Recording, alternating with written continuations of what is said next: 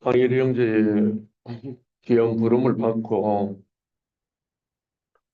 오늘 오는 시간까지 너무 가슴이 설레었습니다. 대부분 얼굴 아시는 분들인 것 같아서 너무나 뵙고 싶었고 또 얼굴과 얼굴로 상봉하면서 귀한 은혜를 나누고 싶은 마음이 간절했습니다. 오늘은 일반 기독교에서는 부활주일로 연합 예배도 드리고 또 상징으로 계란을 삶아서 나누어 먹는 그 부활주일이 지금 진행되고 있죠. 그런데 오늘 어, 제목을 부활이요 생명이신 그리스도 예수 이 말씀을 준비했습니다. 어, 요한복음 11장 25절로 26절 함께 읽겠습니다. 예수께서 이르시되 나는 부활이요 생명이니 나를 믿는 자는 죽어도 살겠고 무릇 살아서 나를 믿는 자는 영원히 죽지 아니하리니 이것을 내가 믿느냐. 예수께서 이르시되 내가 곧 길이요 진리요 생명이니 나로 말미암지 않고는 아버지께로 올 자가 없느니라. 말씀까지 읽었습니다. 근데 예수님의 부활이 기독교 2000년 역사 속에 누누이 흘러오는 그 부활 생명의 어떠함을 증거하고 있었어요. 그런데 실상 예수님의 그 부활이 2000년 전에 객관적인 부활로만 끝나고 한 사람 한 사람 주관적인 자신 안의 부활이 안 일어나는 이것이 종교의 한계입니다. 저는 30수년 전에 한 형제로 말미암아 심판을 받고 형제는 어둠이요 하는 심판을 받고 난 다음에 그동안의 제 안에 성경 말씀, 하나님의 말씀은 차곡차곡 쌓여서 넘치지만 그 부활 생명이 내 안에 흐르지 않는 고통, 아무리 이웃을 내 몸같이 사랑하라고 한 말씀을 알고는 있었지만, 그리고 내 원수를 사랑하라고 하는 말씀은 알고 있었지만, 그 말씀이 제게 살아 움직이지 못하는 그 고통을 오랜 동안 고통하면서 몸부림쳤었어요. 근데 어느 날 제가 현대중공업 4만 명 종업원 있는 그 큰 회사에 상담실에 상담실장을 하고 있을 때 한 형제가 찾아와서 하나님 이야기하고 싶다고 찾아온 한 형제가 있었어요. 원래 상담실은 상담받으러 오는 사람이 들어오는 곳인데 정말 희한하게 하나님 이야기하고 싶어서 찾아왔다는 한 형제가 상담실에 문을 열고 들어갔어요. 그 형제 이야기를 듣다가 곧 하는 고백이 뭐냐 하니까 나는 모든 사람을 사랑합니다. 이렇게 고백하는 거예요.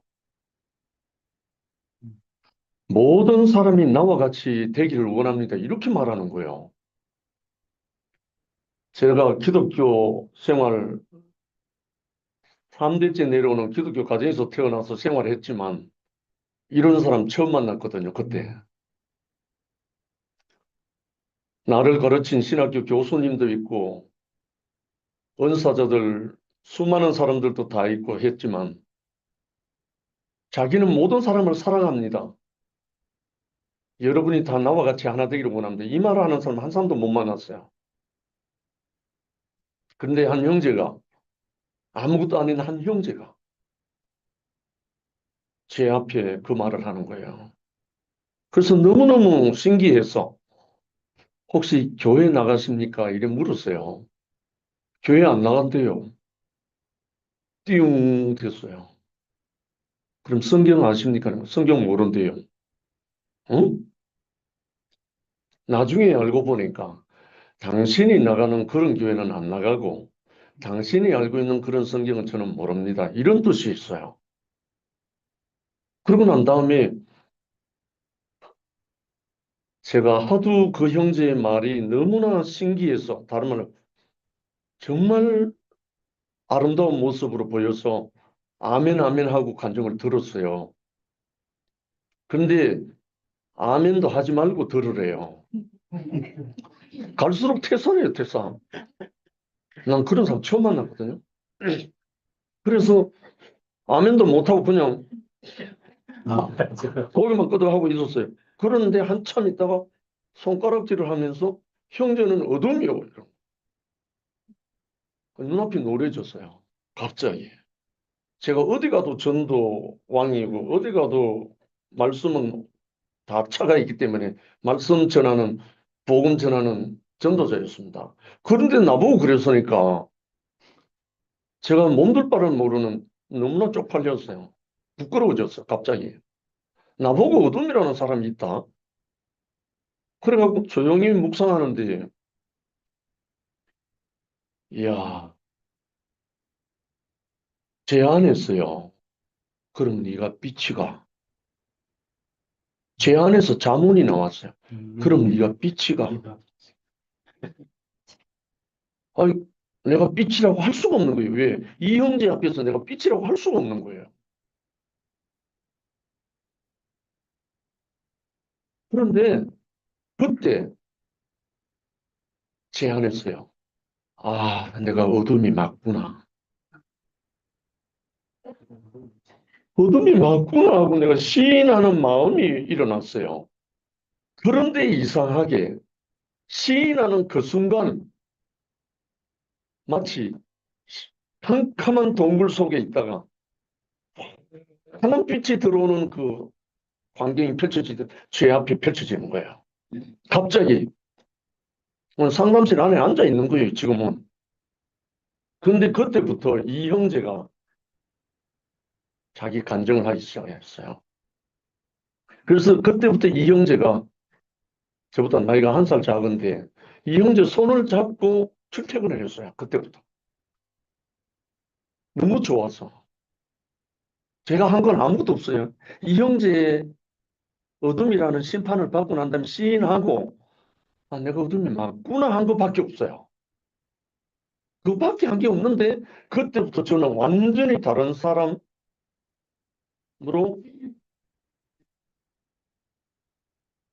변하라 하면 뭐하고 그때 그야말로 주의 성령이 하나님의 성령이 저를 사로잡아 버린 거예요. 내가 어둠을 시인한 그때 주의 성령이 나를 엄습해서 그때부터 제가 생각하고 제가 뭐 하고 할 게 아무것도 없어졌어요. 그때까지 제가 현대중공의 사랑의 형제선교단 단장이었습니다. 지난번에 한번 와서 말씀했던 정진우 형제가 찬양 부장이고 저는 단장입니다. 제가 말씀하러 어디 가면 진호 형제를 데리고 다닙니다. 진호 형제는 말씀하기 전에 먼저 기타 치면서 가수 필승하고 그거 끝나고 준비가 되면 제가 말씀을 하고 늘 이런 동력자였어요. 그런데 어느 날 진호가 찾아왔어요. 진호는 그때까지만 해도 함께 1년 사업하고 계획하고 현대컬찬 회장이고 뭐 이런 하니까 사업 계획 뭐 이런 거. 진호가 찾아오는 거예요. 그래서 제가 뭐라면 진호야 이제 내 아무것도 못한다. 아무것도 할 수 없다. 내 생각으로는 아무것도 할 수가 없다. 진호가 뻥 터져버린 거예요. 와 그래 됐노? 이런 거예요. 아니요, 나 한 사람 만났는데 그 한 사람 만나고 난 다음부터 내가 하고자 하는 모든 것이 다 사라져 버렸다. 단지 이끌려 가고 있을 뿐이다. 그렇게 했더니 막 진호가 그때 노발대발 하면서 문을 박차고 나가버렸어요. 그래서 진호가 돌아오기까지 6개월 걸렸어요. 그 6개월 동안 진호가 돌아가서 엄청난 몸부림을 쳤었어요. 그래서 다시 6개월 만에 다시 합류가 돼서 저와 함께 울산교회가 시작이 됐었습니다. 제 이야기를 왜 하느냐면 오늘 부활절이잖아요. 부활이란 말은 전혀 다른 세계입니다. 성경에 구약에 신약에 죽었다가 다시 산 사람은 많아요. 한 8명 정도 나옵니다. 구약에 엘리사가 두 사람을 살리고 사렙다 과부의 아들도 살렸고 수낸 여인의 그 아들도 살렸고 그 다음에 예수가 나사로도 살렸고 그 다음에 야이로의 딸 살렸고 나인성 과부의 아들도 살렸고 그 다음에 베드로가 다비다도 살렸고 바울이 유도고도 살렸습니다. 죽었던 사람. 그러나 죽었다가 다시 살아난 것은 도생입니다. 부활이 아닙니다. 일시적으로 다시 살아난 거예요. 그거는 부활 생명이 아닙니다. 부활 생명은 죽을 수가 없어요. 부활 생명이란 말은 다른 말로 하나님의 생명이 우리 안에 살아나는 걸 말합니다. 하나님의 생명이 우리 안에 다시 살아나는 것. 그러면 언제 죽었다는 거예요? 살았다 하는 이름은 있으나 실상은 죽은 자로다. 이 말씀이 왜 나옵니까? 하나님의 생명의 영이 들어가서 살아야 할 사람이 선악의 지식이 들어가서 죽어버렸다. 다른 말로 여기서 죽었다는 말 하나님과 단절됐다는 거죠. 하나님과 단절된 건 죽은 거잖아요. 사실은. 그래서 예수님이 부활하신 후에 마가의 다락방에서 숨을 내쉬며 가라사대 성령을 받으라 했을 때 죽어있던 모든 사람들 다시 살리는 작업이 바로 그 작업이에요.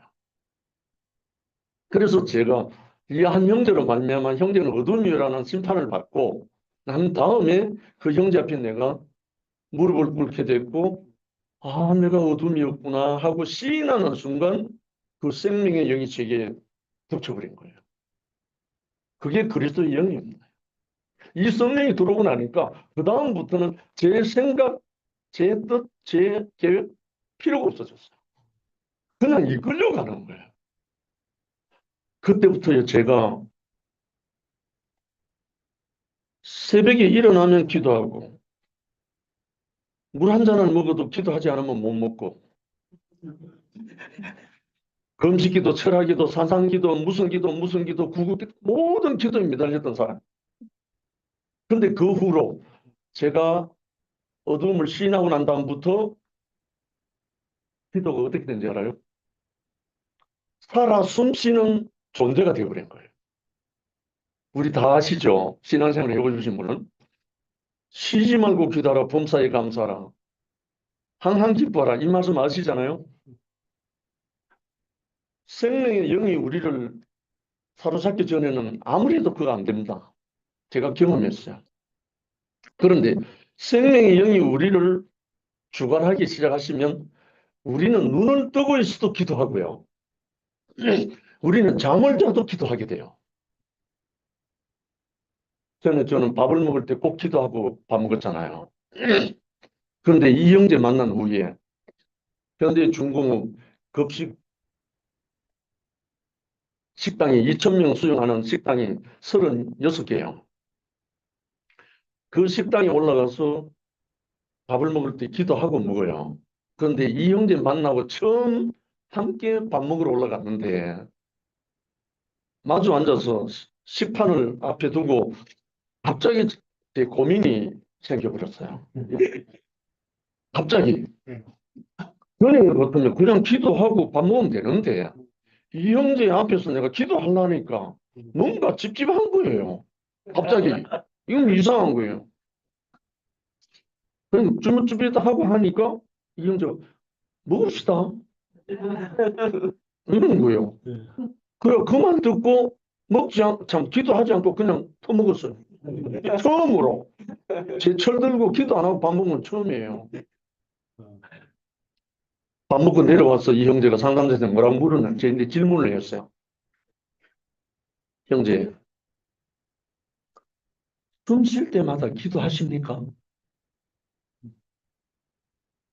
아이고, 내가 대답을 못 하겠네. 밥 먹는 것보다 숨 쉬는 게 더 중요한데. 밥은 한 끼 안 먹어도 되고, 열을 안 먹어도 사는데, 숨은 한 번만 안 쉬어도 답답해 미치는데, 숨 쉴 때마다 기도하십니까? 이러더라고요. 아무 말을 못 했어요. 그 질문을 받고 난 다음에 제 안에서 확 뚫려버린 거예요. 아, 의식적인 기도가 기도가 아니고, 주의 영이 내 안에 있으면 그 영이 기도하시는 거예요. 알고 보니까. 그 생명이. 그걸 알고 난 다음부터 제가 이제 눈 감고 기도를 잘 안 합니다. 눈 뜨고 기도해요. 길을 다녀도 기도하고요. 어디를 가도 기도하고 형제들과 대화하면서도 기도해요. 제 안에 그리스도의 영이 기도하시는 거예요. 이거 누가 들으면 미쳤다 안 그러겠어요? 제일 큰 피해를 입은 사람이 저희 집사람 곽부인이에요. 우리 부인도 모태신앙이에요. 저도 모태신앙이에요. 그런데 제가 어느 날 갑자기 이렇게 바뀌어버리고 나니까 나보고 미쳐버렸대요. 예수 믿다가 미쳐버렸어요. 왜? 하던 모든 것이 달라져 버렸으니까. 그래서 오랜 동안 저를 용인을 못하고 고통을 많이 했었어요. 그런데 한 8년쯤 됐을 때 이제 수련이 돼갖고 같이 한 마음으로 이제 생활하게 됐고, 제가 오늘 이 이야기를 왜 했냐면, 이 부활생명이라는 말은, 부활이란 말은 다시부 살 활이잖아요. 다시 산다는 말인데 뭐가 다시 사는가? 우리 안에 하나님의 생명이 죽었던 그 생명이 우리 안에 다시 산다는 거예요. 육체 덩어리가 사는 것은 소생이에요, 소생. 그래서 그때부터 저는 내 육신적인 목숨이 죽는 거에 대해서 해방이 되어버렸어요. 그래서 히브리서에 나오는 그 말씀이 제가 아멘이 됐어요. 한 번 죽는 것은 사람에게 정하신 것이요. 그 후에는 심판이 있으리니. 이 말씀이 왜 그 말씀을 하시는지 제가 아멘이 됐었어요. 그래서 예수님이 분명히 나사로를 마리아와 마르다에게 나사로가 잠든다 깨우러 가자 이랬거든요. 깨우러 가자 했어요. 근데 실제는 생물학적으로는 나사로가 죽어서 나흘이 돼가고 냄새가 난다 했잖아요. 근데 거기 가서 예수님이 돌을 돌문 막아놓은 것을 돌문을 치우라 했죠. 진짜 예수님이 능력으로 한다면 돌을 놔둔 상태에서 나오라 해갖고 돌이 터지든지 나가 떠들어지든지 해야 되잖아요.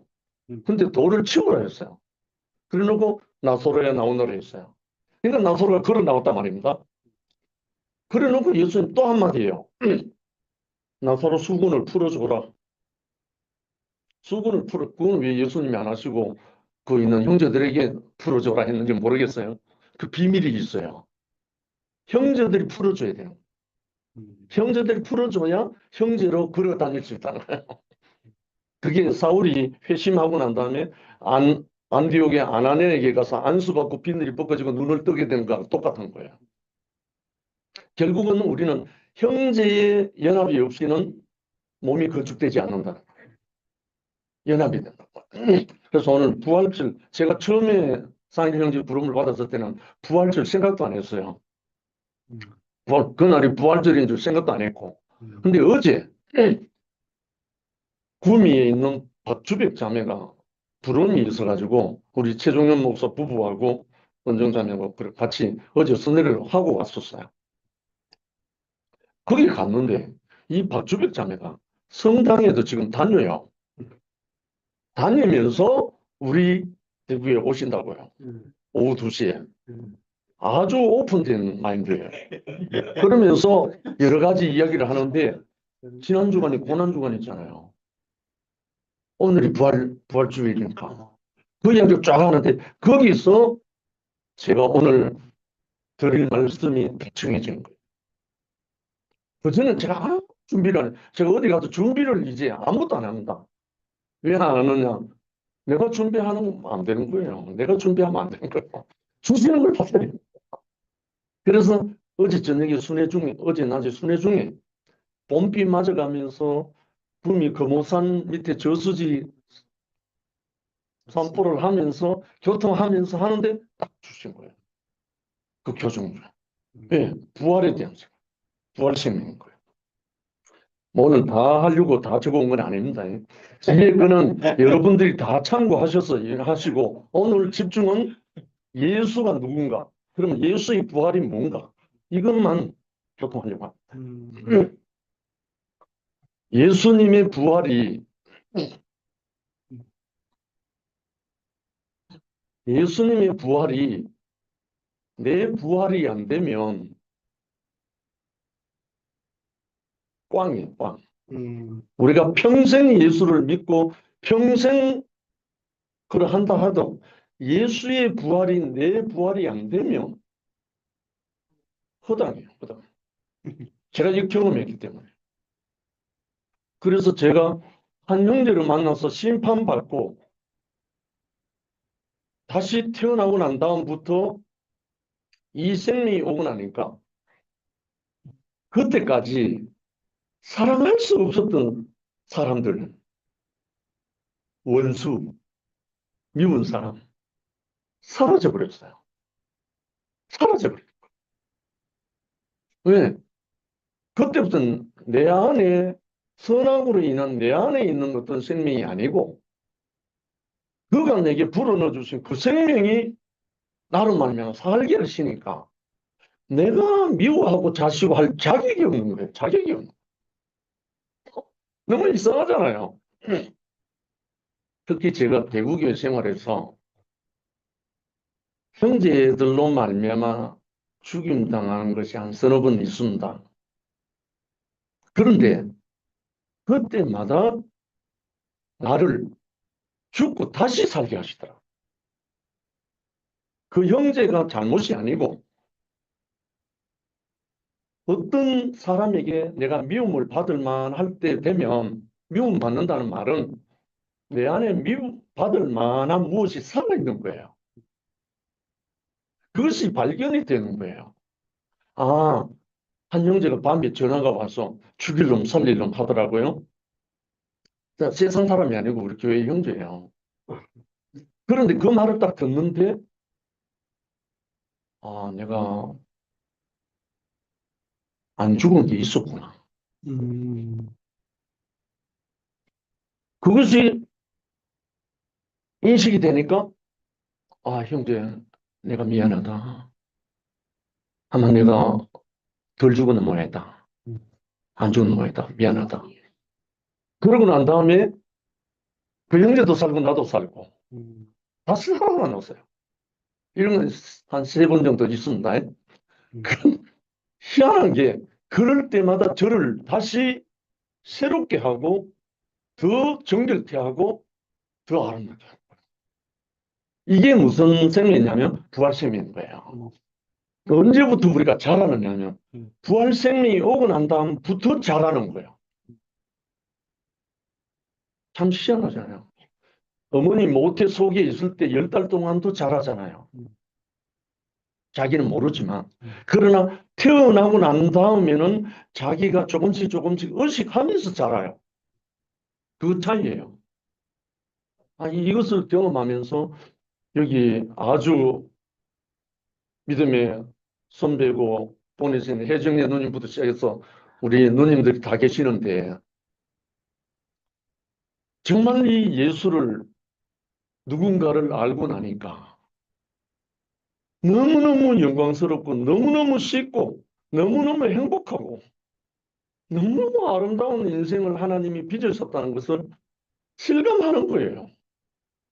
아, 이것이 없어서 우리가 지옥이 없구나. 지옥이 다른 게 아니죠. 사람이 지옥이잖아요. 사람이 또 천국이고. 그래서 예수님의 첫 일성이 뭡니까? 회개하라. 천국이 가까이 왔나네. 회개하라는 말은 요즘 뭐 하늘날 부비면서 메탄도임 하는 말을 많이 쓰는데 돌이키라는 말이에요. 내가 가던 길을 돌이키라. 돌아서라 이 말이죠. 이건 돌이킨다는 말은 뭡니까? 선악의 길로 가다가 생명의 길로 돌이키는 거잖아요. 누구를 만나야 되잖아요. 그건 자기 스스로 안 되잖아요. 그래서 나에게는 한 형제가 와서 나를 돌이키게 한 주인공이에요. 다들 아마 그 한 사람이 있을 거예요. 그래서 우리는 또 어떻게 합니까? 어떤 형제 자매들에게 찾아가면 돌이키게 하려고 해요. 잘못 가는 길을, 사망의 길로 가는 사람들을 돌이켜서 생명의 길로 동산으로 돌이키게 하려고 우리가 복음을 전하는 거예요. 얼마나 영광스러운데. 세상의 언어로는 행복이지만 하나님의 나라의 언어로는 영생이잖아요. 원래 영생이란 말을 영어로 하면 이터널 라이프잖아. 이터널 라이프. 뭐 성경적으로 말하면 조회라고도 하고 뭐 포뉴마라도 하고 뭐 이러지만 이터널 라이프 이 뜻이 뭐냐 하면 막힘없이 흐르다. 끊임없이 흐르다. 이 뜻이에요. 영생이란 말 자체가. 뭐와 하나님과 나 사이에 막힘없이 흐르는 그 생명. 그게 영생이에요. 그 영생이는 막 옛날 우리 사고방식으로 죽어서 천당 가는 게 영생이 아니고 그거는 종교고 영생은 뭐냐면 하나님의 생명이 우리 안에 막힘없이 흐르는 상태 그게 영생인 거예요. 그 영생을 가진 사람은 모든 사람이 축복이 돼. 모든 사람이 축복을 안겨주는 거죠. 그 첫 시조가 누구죠? 첫 씨가 누구죠? 예수 그리스도잖아요. 그래서 죽고 부활하신 후에 숨을 내쉬며 가라사대 성령을 받아라. 이 말씀을 하신 거예요. 그래서 그 이후에 성령으로 아니하고는 예수를 주라 시인하지 못한다. 그러니까 그 성령이 아니면 우리는 예수를 알 수가 없죠, 사실은. 그 예수로 성령 예수께서 보내신 영이 우리를 예수 안으로 인도하셔서 예수로 살게 하는 거잖아요. 너희가 내 안에 내가 너희 안에. 근데 그럼 이 예수는 누군가? 제가 절기하는 말씀 중에 에베소서 4장 13절 아마 요 기록되어 있을 겁니다. 우리가 다 하나님의 아들을 믿는 것과 아는 일에 하나가 되어 온전한 사람을 이루어 그리스도의 장성한 분량이 충만한 데까지 이르리니 사도 바울이 고백한 겁니다. 이게 에베소서는 교회를 향한 말씀이잖아요. 그러니까 우리가 다 우리 모두 이 자리는 우리 모두가 다 하나님의 아들 예수 그리스도를 믿는 것 믿음 믿는 것 신뢰잖아요. 믿는 것과 또 그분의 존재 본질 실제를 아는 일이 하나가 되면 믿는 것과 믿음과 아는 일이 하나가 되면 결과는 뭡니까? 온전한 사람이 된다는 거예요. 어디에서 온전한 사람? 세상에서 온전한 사람, 하나님 앞에 온전한 사람. 하나님이 보시기에 심히 좋았더라는 그 사람. 그럼 그 온전한 사람은 그리스도의 장성한 분량이 이를 때까지 자란다.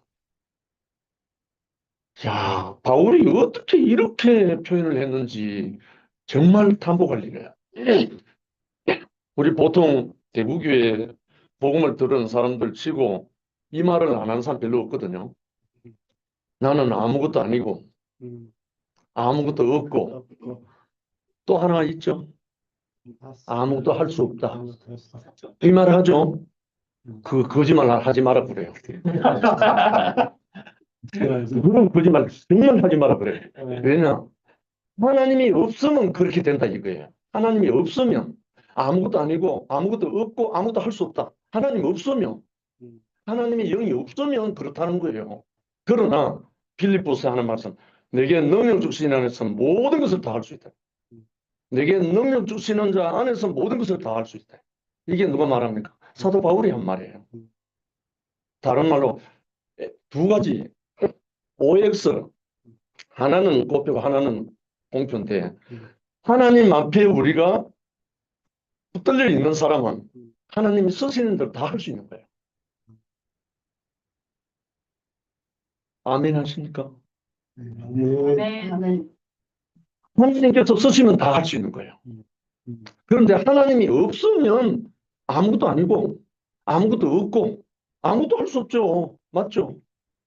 그런데 하나님이 없는 사람이 하는 말이 그 말이지 하나님 안에 있는 사람은 하나님이 손에 붙들려 있으면 하나님이 하시는 대로 이끌어간다.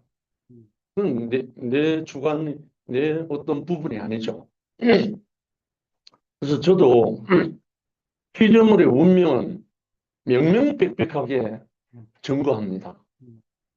그거 완전한 믿음의 주가 누구시죠? 예수님인 거예요. 요한복음 5장 30절 여기 기록해 놨습니다. 요한복음 5장 30절에 내가 스스로 아무것도 할 수 없노라. 이거 다른 사람의 고백이 아니고 예수님의 고백입니다. 내가 아무것도 스스로 할 수 없노라. 왜? 아버지 허락 없이는. 아버지께서 허락하시지 않으면 아무것도 할 수 없다는 거예요. 이분이 예수님이에요. 그러니까 이분을 알고 나면 이분 안에서 이분이 쓰시는 대로 우리가 쓰이는 거잖아요. 근데 이분이 마지막에 극적인 클라이막스 보잖아요. 그렇게 고백하신 이분이 요한복음 19장 30절에는 뭐라고 되어 있냐면 다 이뤘다는 거예요. 아니, 아무것도 할 수 없는 분인데 다 이뤘다는 거예요. 무엇을 다 이뤘을까요? 아버지 하나님이 원하시는 일을 다 이루신 거예요. 완벽하잖아요. 퍼펙트하잖아요. 이 속으로 우리를 부름을 받았다는 거예요. 이 속으로, 이 안으로.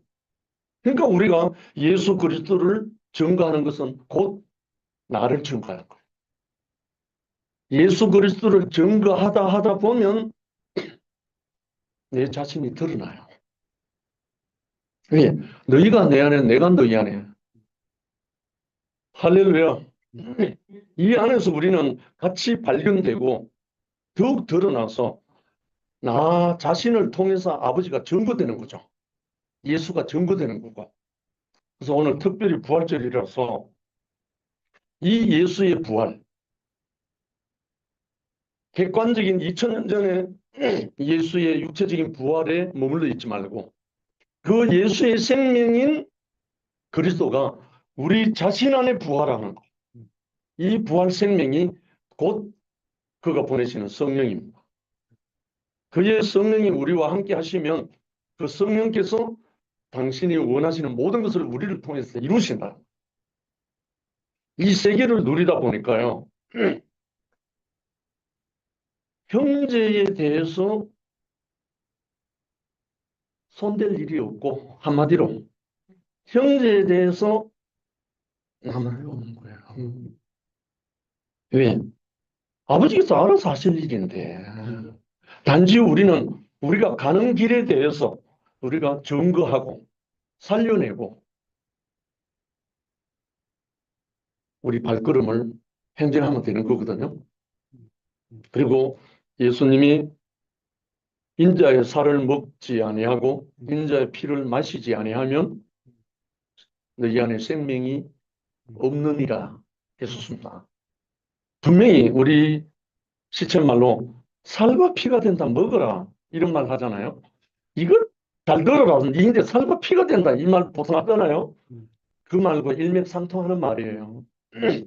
예수님의 말씀이 영의 말씀이고 생명의 말씀이기 때문에 그 말씀이 내게 먹혀지면 예수의 생명이 내 안에 흐르는 거예요. 사실이 그렇거든요. 그래서 저도 신구약 성경 정말 이 머리와 가슴에 차고 넘치도록 집어넣었었는데 그게 살아 움직이지 못해서 고통하는 세월을 청년 시절까지 보냈었습니다. 그런데 한 형제가 와서 저를 완전히 새로 태어나게 한 후부터 제 안에 깊이 깊이 차곡차곡 쌓아놓았던 그 말씀들이 그때부터 살아 움직이기 시작한 거예요. 살아 움직이기 시작한 거예요. 다 전에는 로고스였다면 내 신비에 새겨진 말씀, 기록된 말씀이었다면 그 후로는 살아 움직이는 레마가 된 거예요. 아, 이것이 형제를 살리고 또 교회를 건축하게 하고 형제들과 함께 연합하게 하는 그 말씀이 되는 거예요. 아무튼 이 세계로 우리를 인도하시고 또 불러주셨으니까 하나님 결코 손해보지 않을 겁니다. 이 세계로 우리가 함께 행진하고 달려갑시다. 주님은 찬양합니다.